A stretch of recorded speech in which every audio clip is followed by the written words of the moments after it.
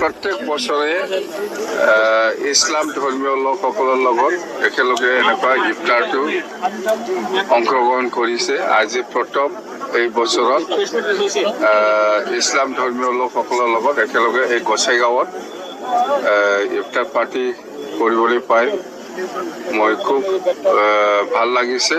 আৰু আল্লাই দোৱা কৰক, দোৱা কৰিবলৈ আমাক নিশ্চয় BTC অঞ্চলত যিমান জাতি জনগোষ্ঠী আছে সকলোৱে একেলগে শান্তিকে বসবাস কৰিব পাৰে। তাৰ কাৰণে মই আজি আল্লাহৰ ওচৰত মই দোৱা কৰিছোঁ।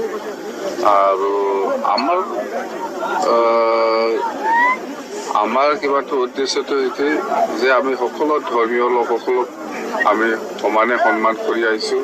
প্ৰথম দল গঠন কৰাৰ পিছৰ পৰাই ভৱিষ্যতো আমাৰ BPF দল হিচাপে আমি সকলো ধৰ্মীয় লোকসকলক সমানে সন্মান দি যাম।